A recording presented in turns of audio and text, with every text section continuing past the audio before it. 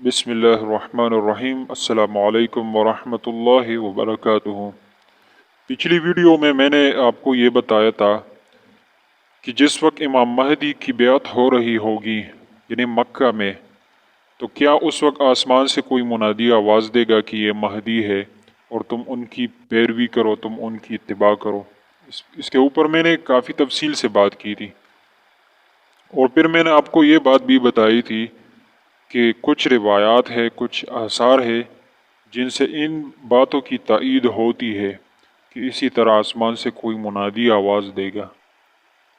لیکن ان آثار اور روایات سے پتہ چلتا ہے کہ یہ آواز عین اس وقت جس وقت بیعت ہو رہی ہوگی، لازمی نہیں ہے کہ اس وقت یہ آواز آ رہی ہوگی، جیسا کہ اکثر علماء کا یہی کہنا ہے کہ جس وقت امام مہدی کے ہاتھ پر بیعت ہو رہی ہوگی تو اس وقت آسمان سے ایک آواز آئے گی کہ یہ اللہ تعالیٰ کا خلیفہ ہے، تم اس کی اتباع کرو۔ اس کے علاوہ اگر آپ دیکھیں جتنی بھی کتابیں لکھی ہوئی ہے امام مہدی کے ٹائٹل اور عنوان سے متعلق، چاہے وہ اردو کی ہو یا عربی زبان کے ہو، ان سب میں یہ باتیں ہیں، یا جن لوگوں نے اس کے اوپر تحریریں لکھی ہے ان سب میں یہ بات موجود ہے کہ امام مہدی کے ظہور کے وقت آسمان سے کوئی آواز آئے گی کہ اللہ تعالیٰ کا خلیفہ ہے، تم ان کی پیروی کرو۔ لہٰذا میں نے ضروری سمجھا کہ ان باتوں کی وضاحت کی جائے اور ان روایات کی حیثیت معلوم کی جائے، تاکہ لوگوں کو اندازہ ہو جائے کہ کیا ہم ان جیسی روایات پر، ان جیسے آثار پر اعتماد کر سکتے ہیں، اعتبار کر سکتے ہیں کہ نہیں۔ اس سلسلے میں آپ سے کچھ روایات ذکر کرتا ہوں، کچھ آثار ذکر کرتا ہوں، پھر اس کے اوپر میں بات کرتا ہوں کہ یہ کس درجے کی روایت ہے، کس درجے کے آثار ہے۔ پھر آپ لوگوں نے خود فیصلہ کرنا ہے کہ کیا ہم ان جیسے روایات پر، جیسے کہ امام مہدی کا ظہور جیسا کہ ایک اہم واقعہ ہے، تو کیا ہم ان جیسی روایات، ان جیسے آثار پر اعتبار کر سکتے ہیں اس معاملے میں یا نہیں۔ پہلی روایت جو اس بارے میں ہے وہ ہے حضرت طلحہ رضی اللہ تعالیٰ عنہ سے۔ حضرت طلحہ رضی اللہ تعالیٰ عنہ سے مروی ہے کہ حضور نبی کریم صلی اللہ علیہ وآلہ وسلم نے فرمایا، عن قریب ایک ایسا فتنہ بڑکے گا کہ ایک جانب سے ختم نہ ہو پائے گا کہ دوسری جانب بڑک اٹھے گا، اور یہ فتنہ برابر جاری رہے گا یہاں تک کہ آسمان سے ایک منادی آواز دے گا کہ تمہارا امیر فلاں آدمی ہے۔ اس روایت کو طبرانی نے اس کا اخراج کیا ہے، اور الحاوی میں یہ روایت بھی ذکر ہے۔ اس مضمون سے ملتا جلتا ایک اور بھی اثر ہے۔ حضرت عمار بن یاسر رضی اللہ عنہ فرماتے ہیں کہ جب نفس زکیہ اور ان کا بھائی مکہ مکرمہ میں ناحق شہید کر دیے جائیں گے تو آسمان سے ایک منادی پکارے گا کہ ایک لوگو، تمہارا امیر فلاں آدمی ہے جس کا نام مہدی ہے، وہ زمین کو شادابی اور عدل سے بھر دے گا۔ نعیم بن حماد نے اس روایت، اسی طرح ایک اور روایت میں آتا ہے، حضرت عبداللہ بن عمرو بن العاص رضی اللہ عنہ سے مروی ہے کہ آپ صلی اللہ علیہ وآلہ وسلم نے ارشاد فرمایا کہ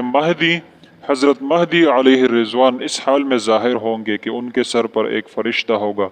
جو یہ صدا دے گا کہ یہ مہدی ہے، ان کی اتباع کرو۔ اسی طرح امام ابن عدی رحمہ اللہ نے بھی اپنی کتاب الکامل فی ضعفاء الرجال میں متن و سند سے کہ کچھ اختلاف کے ساتھ اس حدیث کو روایت کیا ہے۔ وہ فرماتے ہیں کہ حضرت عبداللہ ابن عمرو بن العاص رضی اللہ عنہ سے مروی ہے کہ آپ صلی اللہ علیہ وآلہ وسلم نے ارشاد فرمایا کہ حضرت مہدی علیہ الرضوان اس حال میں ظاہر ہوں گے کہ ان کے سر پر بادل کا ایک ٹکڑا ہوگا جس میں ایک فرشتہ ہوگا جو یہ صدا دے گا کہ یہ مہدی ہے، ان کی اتباع کرو۔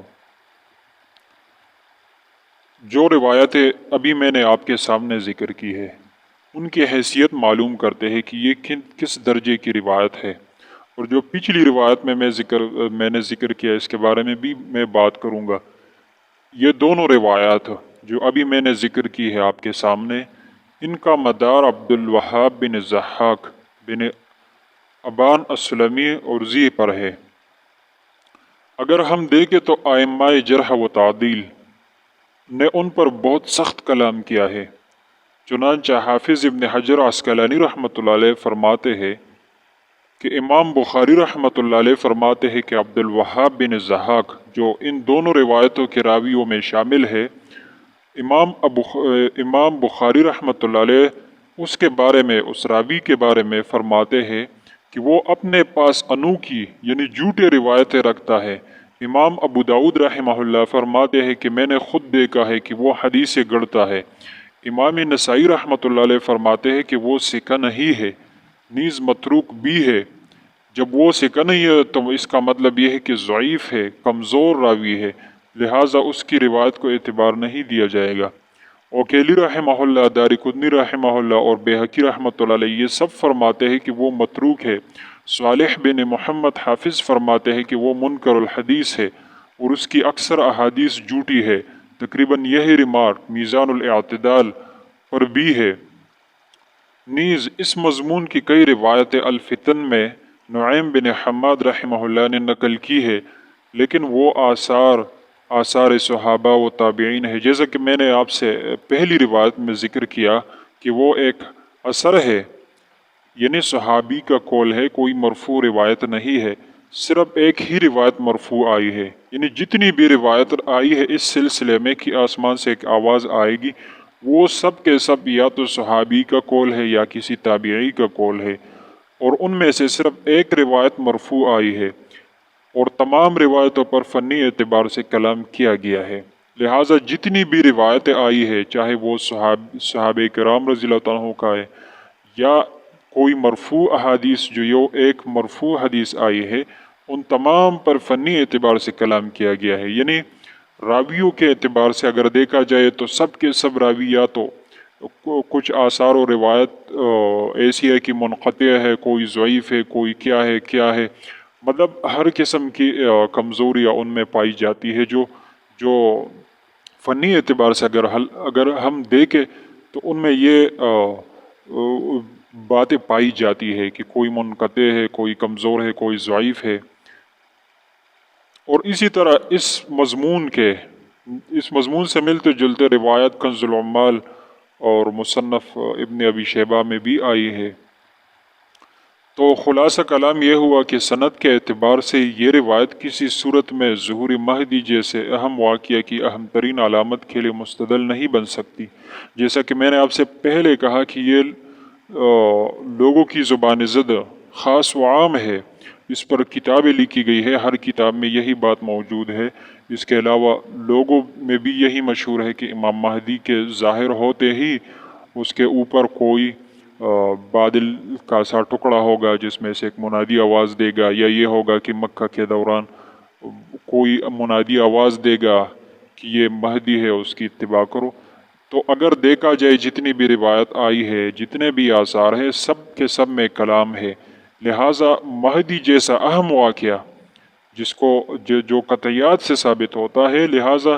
ان جیسے واقعے کے لیے ایسی روایت کا سہارا لے کر ان پر اپنا عقیدہ بنانا جو کہ سند کے اعتبار سے انتہائی کمزور روایتیں ہیں، یہ بالکل درست نہیں ہے۔ جہاں تک ہم بیان کر سکتے ہیں، ہاں ان میں سے جو بھی روایتیں ہیں تو زیادہ سے زیادہ یہ ہو سکتا ہے کہ ہم دیکھیں گے کہ کیا ایسا ہوتا ہے یا نہیں ہوتا، کیونکہ بہت سے محققین نے پہلے سے پیشن گوئی کی ہوتی ہے، لیکن جب وقت آ جاتا ہے تو پھر ایسا نہیں ہوتا۔ لہٰذا اس معاملے میں بھی ہم بس یہ انتظار کریں گے، ممکن ہے ایسا ہو سکتا ہے، لیکن اس پر اپنا عقیدہ بنانا کہ اگر مہدی آئے گا اور اس کے وقت میں ایسا نہیں ہوا، کوئی منادی نے آواز نہیں دی، تو پھر ہم نہیں مانیں گے، یہ بالکل درست نہیں ہے۔ کیونکہ جو روایتیں ہیں اور جو آثار ہیں میں نے آپ کے سامنے ذکر کی ہے، ان سب میں کلام ہے، فنی اعتبار سے وہ درست نہیں ہے، ان پر کلام کیا گیا ہے، وہ ضعیف روایات ہے، ان میں کوئی بھی صحیح روایت نہیں ہے۔